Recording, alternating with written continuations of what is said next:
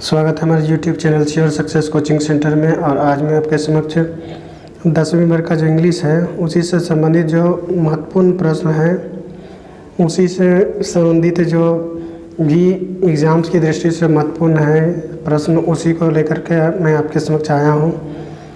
और चूँकि एग्ज़ाम बहुत नज़दीक आ गई है, इसलिए अब मैं दिन के समय में समय निकाल कर 2 से 4 वीडियो 5 वीडियो तक जहाँ तक हो सकेगा मैं छोटे छोटे वीडियो आपके सामने लाने का प्रयास करूँगा, ताकि एग्ज़ाम से पहले आपको लगभग काफ़ी विषयों से संबंधित जो प्रश्न है, महत्वपूर्ण प्रश्न, वो मिल जाए और आप उसकी परीक्षा की तैयारी ठीक ठाक कर ले सकें। तो जो भी स्टूडेंट्स जिन्होंने हमारे चैनल को अभी तक सब्सक्राइब नहीं किया है, हमारे चैनल को सब्सक्राइब कर लें, वीडियो को लाइक कर दें, ताकि उन तक लेटेस्ट वीडियोज़ की अपडेट्स पहुंचती रहे। तो चलिए हम एग्ज़ाम जो आने वाले एग्ज़ाम है हमारी, उससे संबंधित जो महत्वपूर्ण प्रश्न है उसकी ओर चलते हैं। तो पहला हमारा है इसमें कि give a character sketch of ऑजेबल।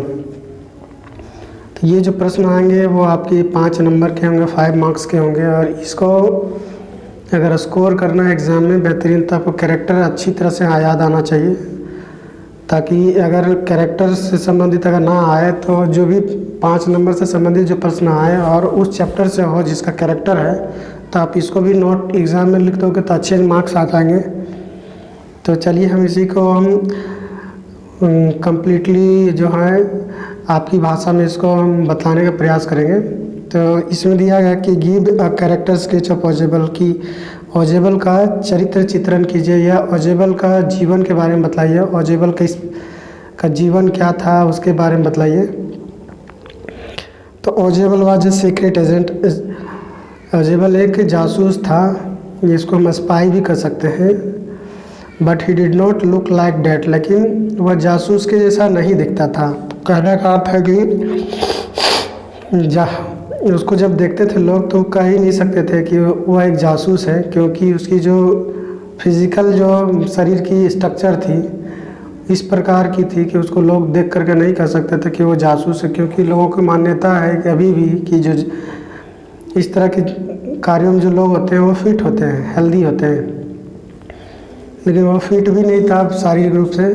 He was very fat and not much tall, वह बहुत ज़्यादा मोटा था और लंबा भी नहीं था। उसको हम कह सकते हैं गोल मटोल आदमी, वह एक गोल मटोल टाइप का आदमी था। He spoke French, he spoke German and French with American accent. American accent मतलब अमेरिकी उच्चारण के साथ।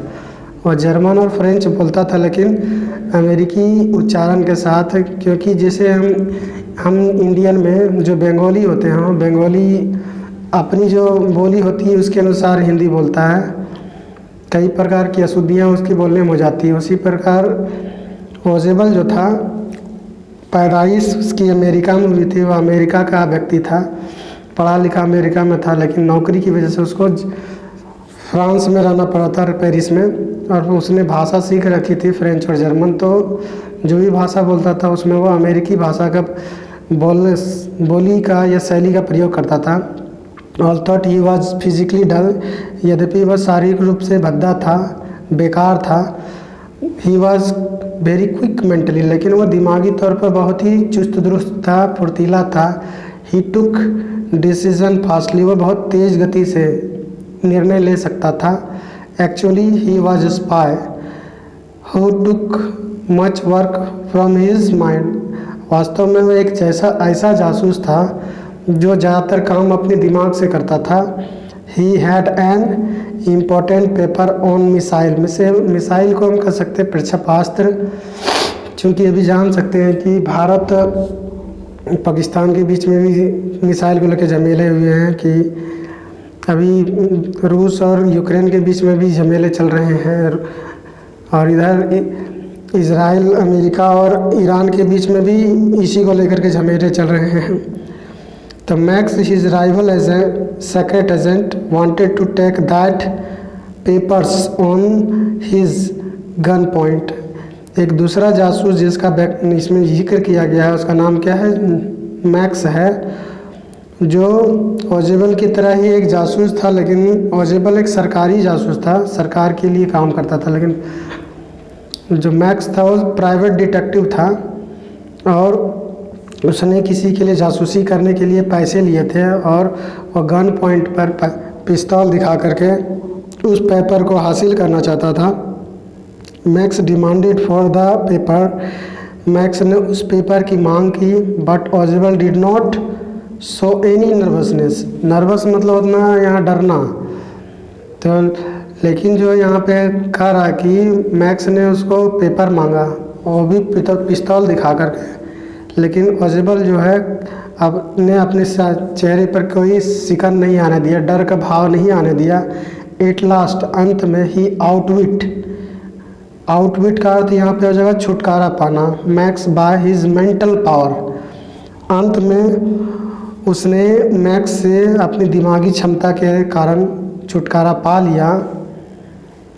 और जब उसने अपनी दिमाग लगा करके उससे छुटकारा पा लिया, Thus Ojibal was a man of courage and peaceful mind. इस प्रकार हम कह सकते हैं कि ओजिबल एक साहसी और शांति प्रिय दिमाग का व्यक्ति था, बहुत ही शांत स्वभाव का व्यक्ति था। He had capacity to change the inverse conditions into his account. उसके पास इतनी क्षमता थी कि वह विपरीत परिस्थितियों को भी अपने अनुसार ढाल सकता था। दस वी सी डैट, इस प्रकार हम देखते हैं, that Ojibal was a spy with active mind. इस प्रकार हम देखते हैं कि ओजिबल एक ऐसा जासूस था जो बहुत ही फुर्तीले दिमाग का था, बहुत ही एक तरह से कह सकते हैं एक्टिव माइंड का व्यक्ति था, बहुत ही शार्प माइंड का व्यक्ति था।